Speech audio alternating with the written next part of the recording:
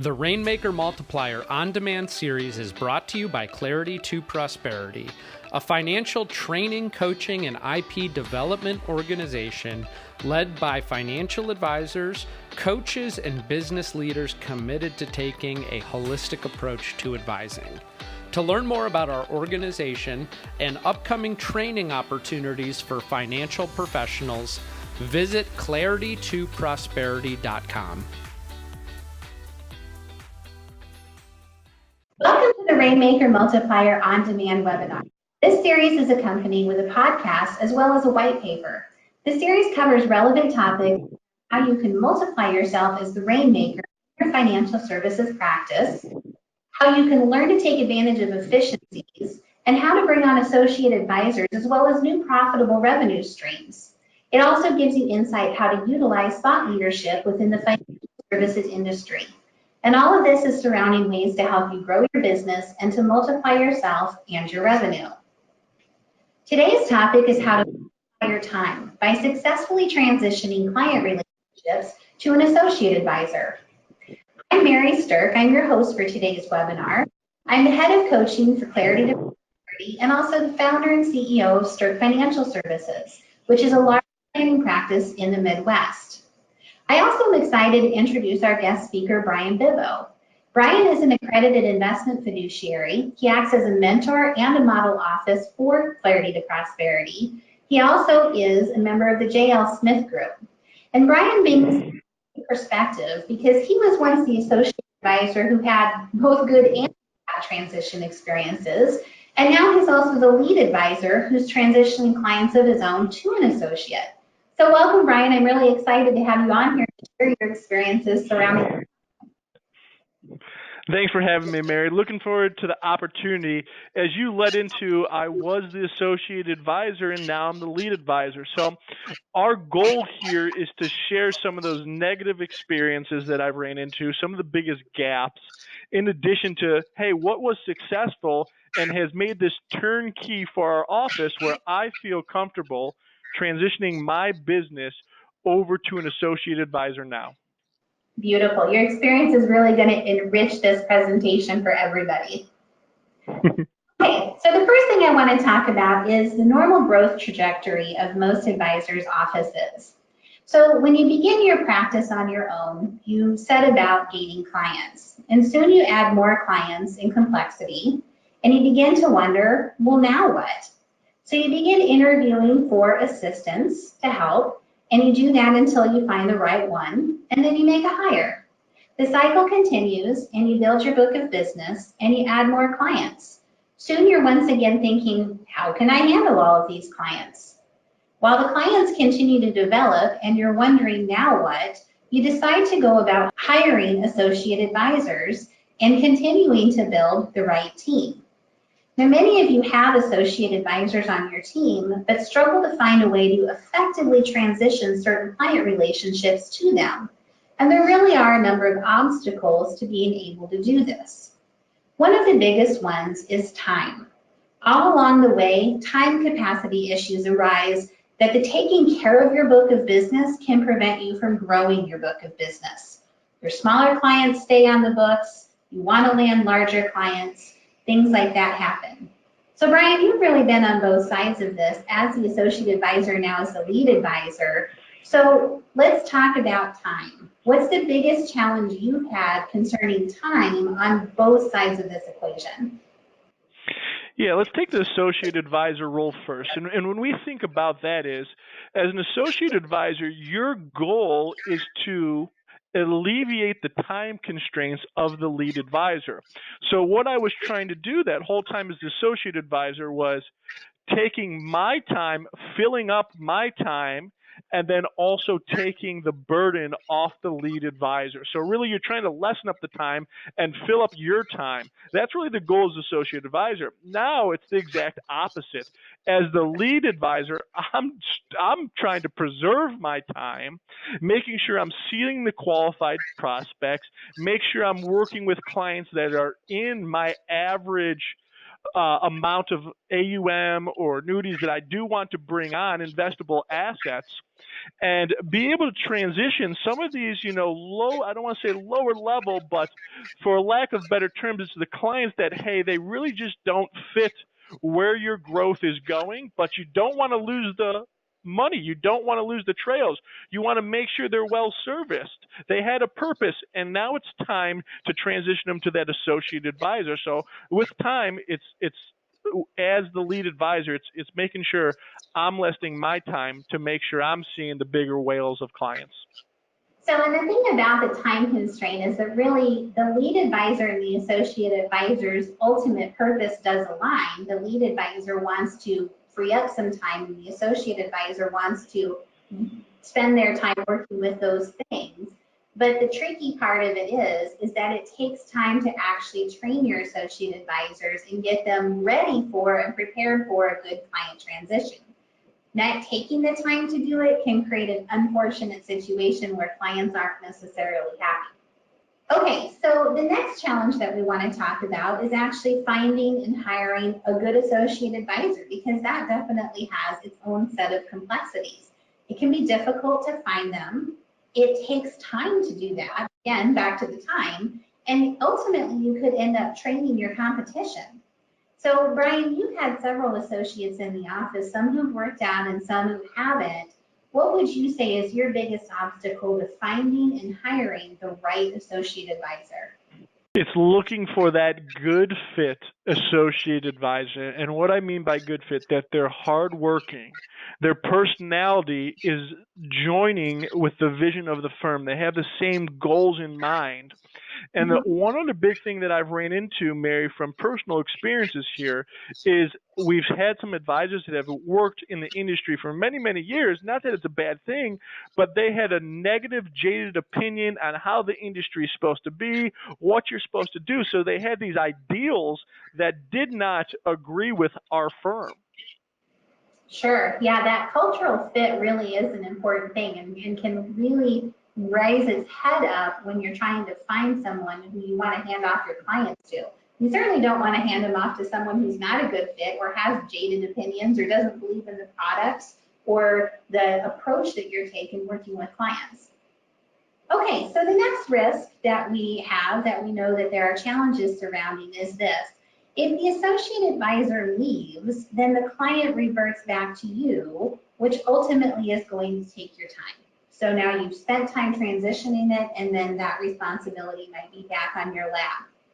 You also have a risk of the client following an associate advisor if they leave your firm. And not only are you losing the time you've invested in that, but you're going to be losing the revenue that comes from that client. Next, you have a risk of unhappy clients because, the truth of it is most people don't really want to be handed off. And, we're afraid that the associate advisor might not do a good job, which will upset our clients.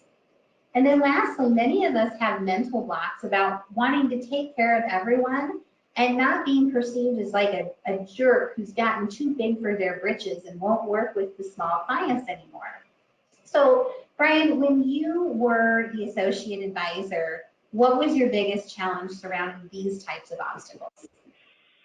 Yeah, one of the things I was having is really making the connection. Your transition, they're going from someone they've been with so many years, and all of a sudden there's this new individual in the situation. And it's like, well, where's the connection? Are we the right fit? What does the client feel about it? And then learning their individual situations. I mean, the financial plan is already in place. They've been with us for years, but what is the next transition of that financial plan? So there was some work I had to do on the sidelines, and it wasn't really properly in place for us. So those are some of the biggest things when taking over those existing clients I faced as an associate advisor. So I think that, the challenges that you face as an associate advisor are certainly there. But as the lead advisor, when you are transitioning them, then related to these kind of things, what are your biggest challenges now as the lead advisor? Yeah, great question, Mary. The thing I want to say is don't make the mistake that I made up front, which was while I had a team around me, I was putting myself out there as the go-to person for everything, client services, plan updates, annual reviews. When the client called in, I got the message. I got to the point where things were overwhelming. I had 40 to 50 emails every day, the service items I had to do, the phone calls I had to return.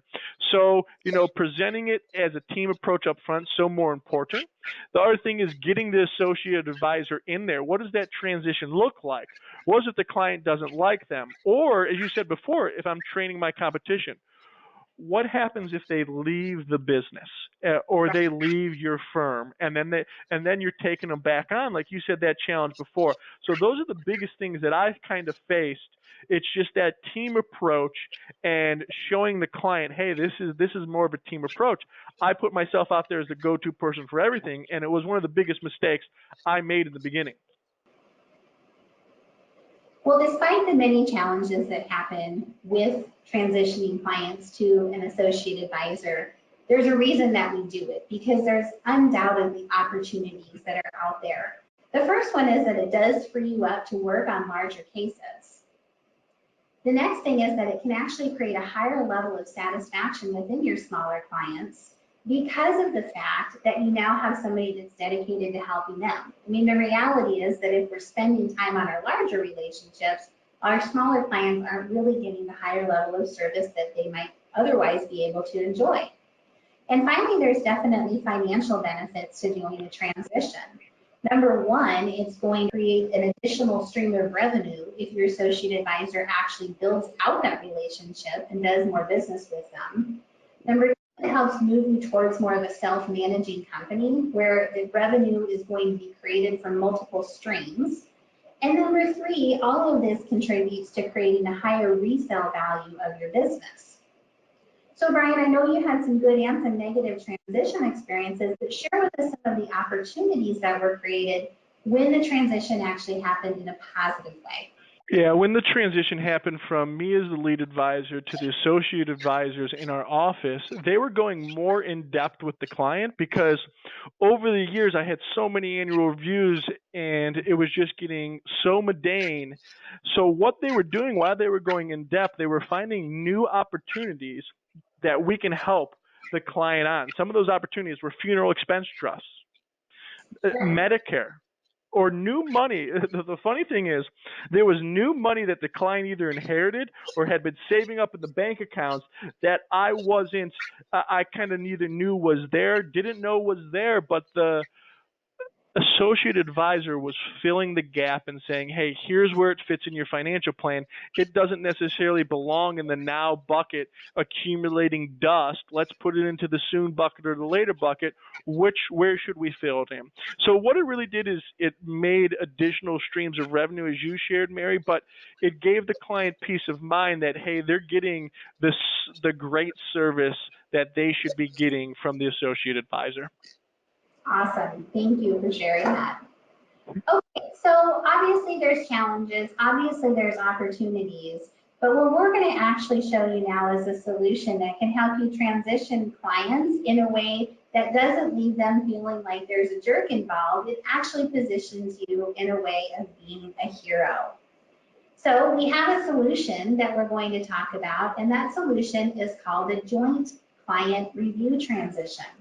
There's a number of pieces to this solution, and we're going to go ahead and educate you on how to effectively do this. The first thing that you'll be doing is personally introducing the associate advisor to the client.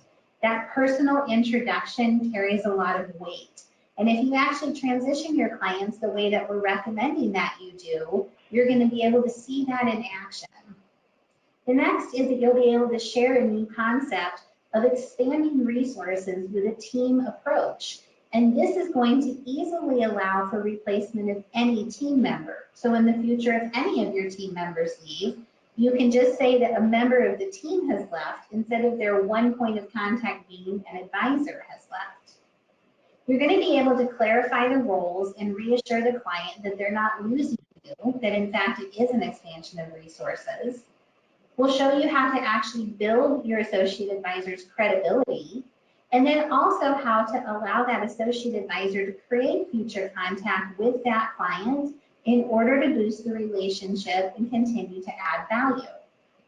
So within the solution, there's really 3 phases for a successful transition. It breaks down into these 3 things, and we're going to step you through a process for each phase that will create a successful transition. There's activities that need to be done before the review, which we call pre-review. There's some things that you need to be doing during the review, and then there are specific activities to do after the review in order to create the success of the transition. I think it's really important to break down this way.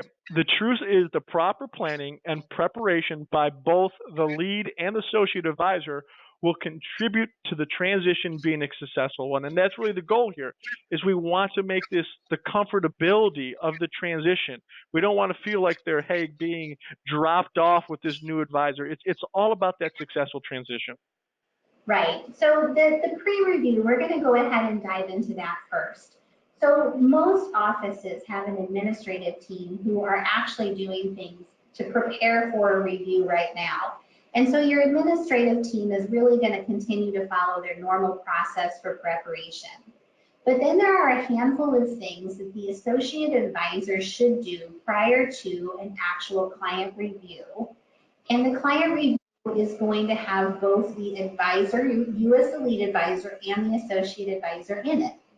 But if the associate advisor follows this checklist of things to do before the review, it is going to adequately prepare them for the review, and it's going to get them familiar with the client's backgrounds and the accounts.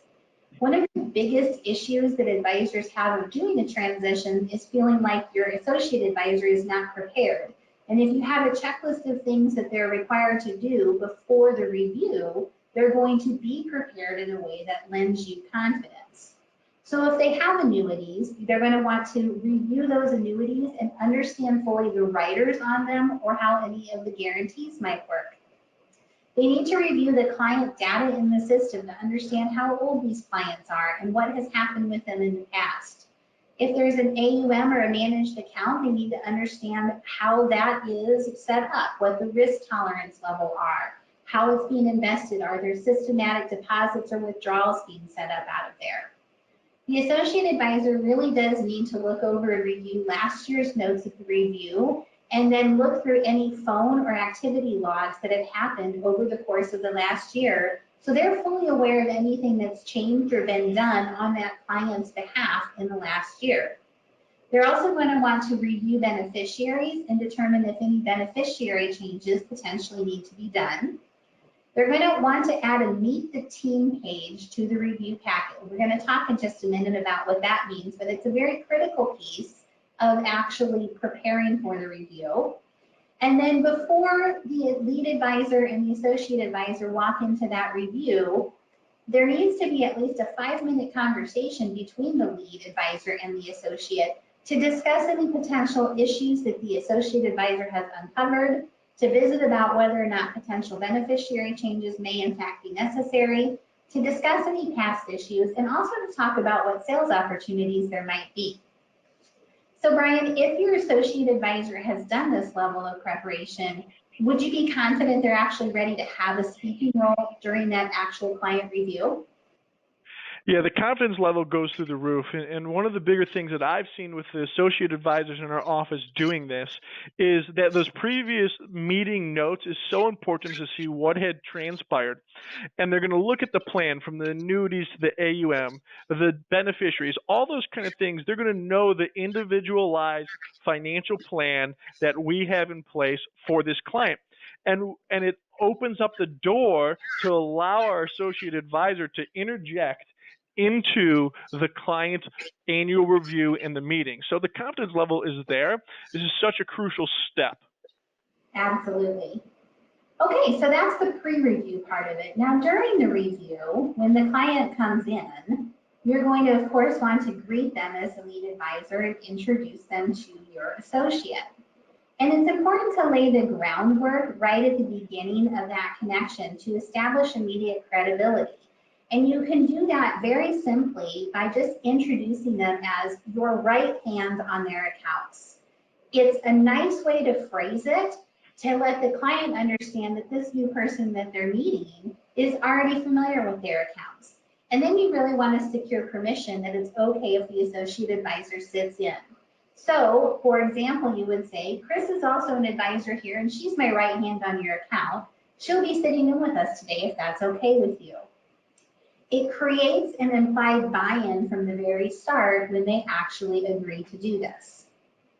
Now, many people listening to this are going to have their own agenda for running a client review. But many of you are also familiar with the annual review process from Clarity to Prosperity that's called Step 4. You can use this process in a customized way to actually achieve the transfer of the client relationship to the associate advisor. Now, what you're seeing here is the first page of the template of Step 4. And so during the review, you as the lead advisor are going to do pieces of this, and then the associate advisor is also going to be doing pieces of it. It's also important to note that the associate advisor needs to be the one taking notes and keeping track of any action items that need to be completed following the review. So with the Step 4 agenda, there's a number of things that you would do to kind of connect in with the client and to establish relationship with them, to reestablish that relationship. And this is a good way for the associate advisor to just interject things to kind of build up a little rapport with people. But really the first few things on here is something that the lead advisor is really going to be in kind of command of that conversation on. But after you get through the client opportunities section here at the bottom and you understand what's ahead for the client, opportunities that they're excited about, then you want to be able to actually introduce an opportunity that you have because of the growth of your firm.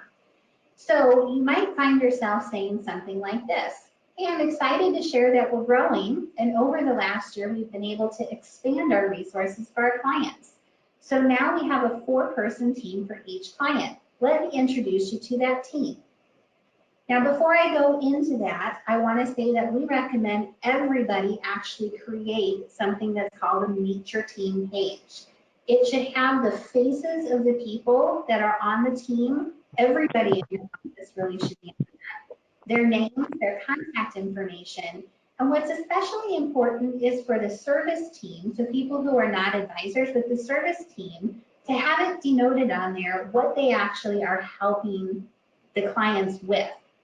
So in our office at Sterk Financial Services, this is an example of our Meet the Team page. And so we introduce the client to the concept, and then what I say is, we lay this out on the table and we literally circle faces that are going to be on their team. So I would circle myself and say, of course you have me. And then Julie might be the associate advisor. So I would say, Julie, as I said, is my right hand on your accounts. You also on your team have Lori. And as you can see, you would talk to her to withdraw money or if you need a tax form or something. And then Kathy is the 4th person on your team. So she's who you would connect with if you need to schedule an appointment or if you need some help getting electronic access set up. Now, if it isn't already obvious to you, the reason you want to share a team approach to this is first and foremost because it's not an obvious handoff to the client. You're introducing your associate advisor and you're going to give them a chance to build their credibility.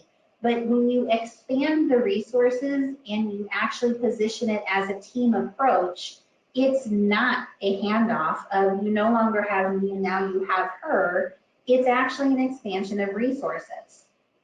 Secondly, it's part of training your clients that your administrative team is actually here to help too. And when you get specific with what your administrative team can help them with, your clients begin to get trained of who they should talk to. Because the truth of it is, as your associate advisors grow, they're going to want to push more and more of that service work to the administrative team as well. And then finally, having a team approach really addresses the issue of if an associate advisor leaves. On a 4-person team, it's easy to take one out and put another one in. So if anyone on the team leaves, 3 people are still familiar and 1 person just got replaced. So it really does address the issue of if you only have a single point of contact in the firm that's the advisor and they leave, you risk losing the business. Whereas if you have a team approach, your risk significantly diminishes because your team fundamentally is still going to be mostly the same. Now, I realize that not everybody listening is going to have an office team who is as large as the one that you're seeing here. However, most offices, if you have an associate advisor, are certainly going to have an administrative person too. So most offices can at least position it as a 3-person team. And if you have a large enough office, you should position it as a 4-person team to, again, really solidify the concept that it's not just one single point of contact. Now, the next step to really making this a successful transition is giving the advisor a role in the meeting to enrich their value that they're bringing to the client. So the more that they show they're familiar with the client's account and the situation, then the associate advisor really does know what they're talking about, the more that they're going to really develop respect and the beginning of a relationship with them. So when your associate advisor is reviewing things, you might have them go through things like the concerns and priorities of the client. They may be the one who's doing the update of the family estate organizer or discussing legal documents. The associate advisor is somebody that might be updating the asset sheet or redrawing their bucket plan or going over current risk tolerance levels. They may be the one that's actually discussing performance with them because they're intimately familiar with that client's accounts. They also may be the one, if you're doing tax planning, they're going to review those prior income tax returns and then begin to discuss any sales opportunities that you've uncovered during the pre-review section that we've already discussed. So doing this way really gives the associate advisor the opportunity to shine and to show that they have credibility. Now, when you're closing the meeting, that really should be done by the lead advisor. The lead advisor is still the one that has the primary relationship, and so you'd be the one that would want to ask for referrals. If there's any invoicing that needs to be done for time, you'd be the one to handle that. And then together you can really summarize the follow-up. And I do think that it's important here for the lead advisor to be one asking for the referrals. You know, I don't think you can get great referrals until value's been added. So that's why we really want to loop the advisor back in at this point. Does that make sense to you, Brian, with your experience? Absolutely. It's all about setting the stage here, as you talked about in the last few slides. But the biggest thing that I share with this, with asking for the referrals, is making sure the lead advisor does it. You can't create the credibility as the associate advisor while you helped in the meeting. The relationship there is still there with the lead advisor. So you do want the lead advisor being the one asking for the referrals. Hey, Mary Sue, do you know how I grow my business? It's from meeting people like you. If you know anyone else that's able to help me, I'd be great to meet with them. I mean, that's just one example asking for the referrals, but that's something we do in our business, especially when the associate advisor is sitting in. Yeah, and I think that really the associate advisor, although they've built credibility by this point, I don't know that they've added enough value yet for them to effectively ask for a referral. And so that's why you want to loop the lead advisor back into the conversation at this point to close with that. Then at the end of the review, you really just want to remind them of the team resources available to them. And I literally say it just like this. So when you come in for your reviews in the future, you might have both of us here, you might have just me, or you might have just Julie. But regardless, now you have 4 people supporting your accounts here. The beauty of that is that in the future, it's open-ended as to who they'll see. If the associate advisor is still with you, of course it's highly likely that it would be just them. But if they're not, at the next review, you might introduce a different team member. So it allows the associate advisor to be the main manager of the account without completely severing the relationship with the original lead. And ultimately, then it's connecting the relationship to the firm and to the team within the firm instead of just pinpointing it to an advisor. Now, following the review, there's actually some steps that are important for the associate advisor to actually take, which is going to help cement this new relationship. So not only should they do the internal work in the office, but they should be in charge of the follow-up here. So they're really going to want to note any action items that need follow-up. And then following the meeting, any action items that need to be done, you really should have another 5-minute conversation with the lead advisor just to make sure everybody's on the same page with what action items need to happen to ensure completeness.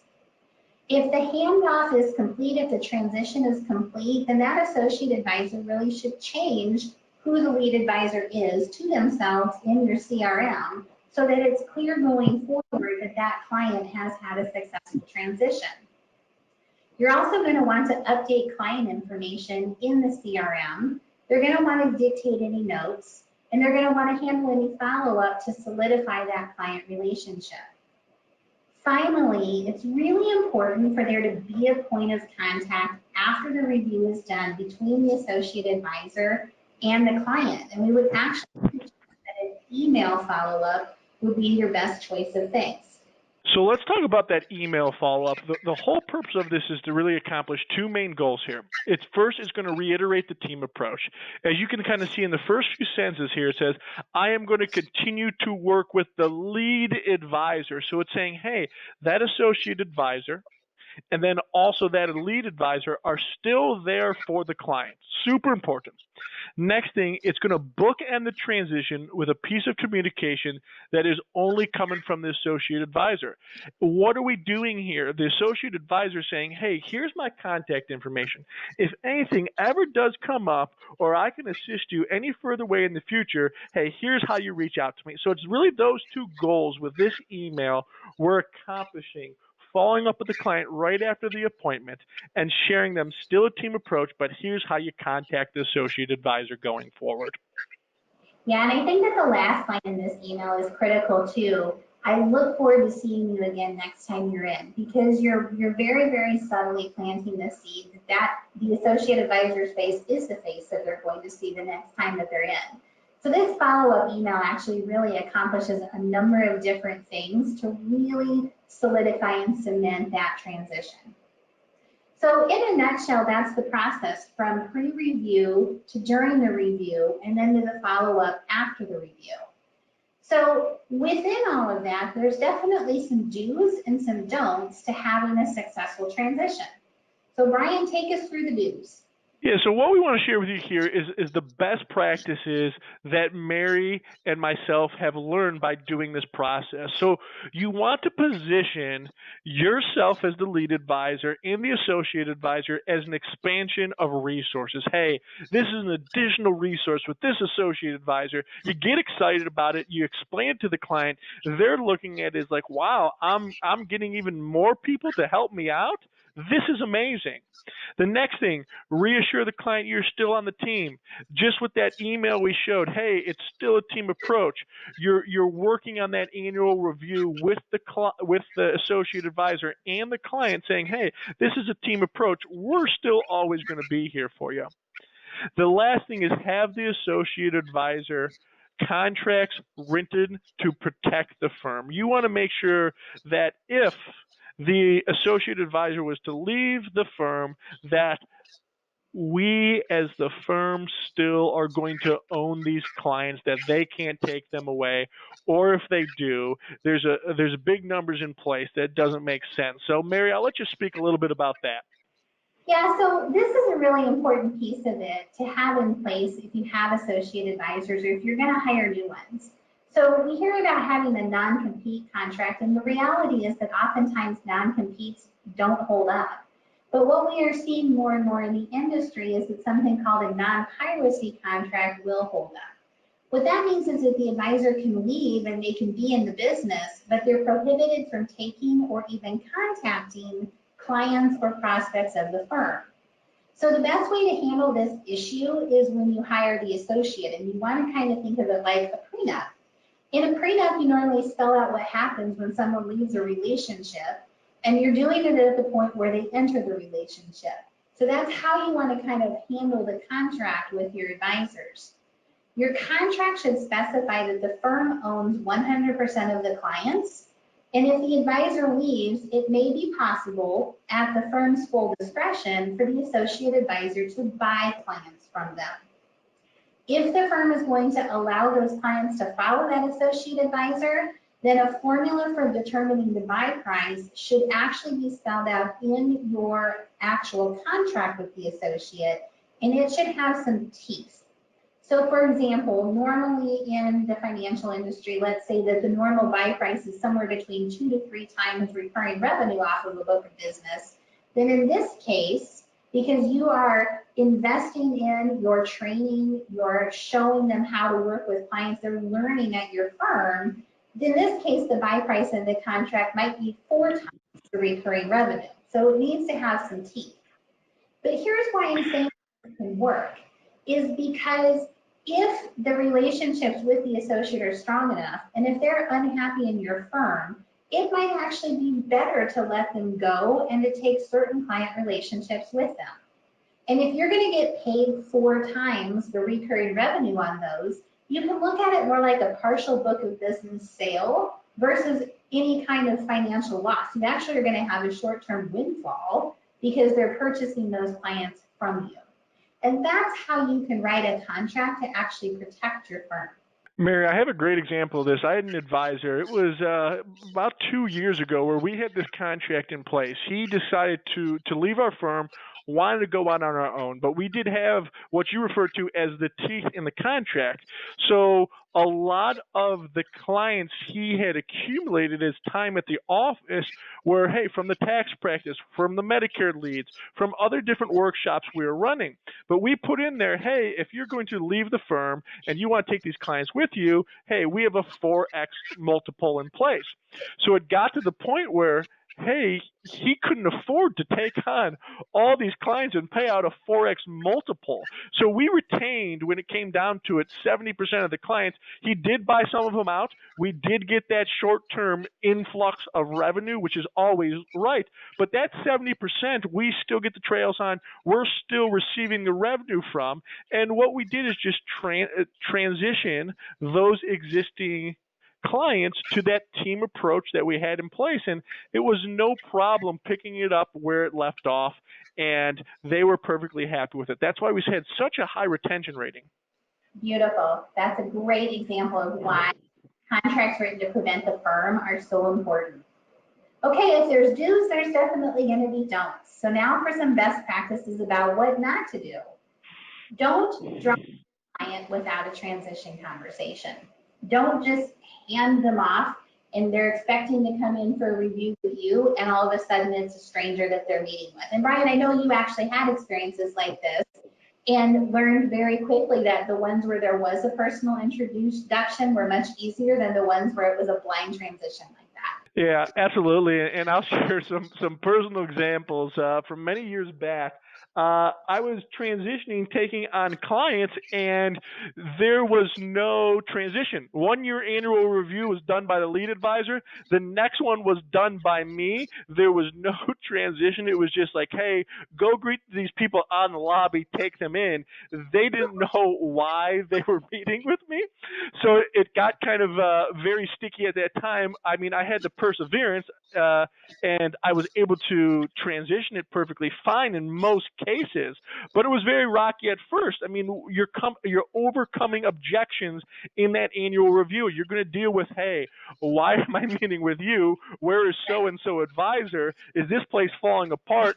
Is my money still safe? You never want the associate advisor to have those conversations because you're just overcoming objections and those kind of things. And using that word handoff, while some of them we had, hey, I'm handing you off to this associate advisor, or you go out there with the associate advisor, let them meet the associate advisor and just say, hey, they're going to be running the annual review today. I'm leaving. You're not going to want to do these things. So you just want to watch the verbiage. That's super important. And you just don't want to leave that associate advisor out to dry because you're doing a disservice to your team, the associate advisor, and the client. So, learn from the mistakes that we've made over the years and go with the do's and follow this process. That's why we're bringing it to the table for all of you. Absolutely. So the exciting part of this is when you think about how you can multiply your time, if you were to spend 80 hours this year doing client transition meetings and you successfully transition, say, 80 clients, that's 80 hours that you as a lead advisor are going to save every single year in the future. And that's an amazing way to actually multiply your time.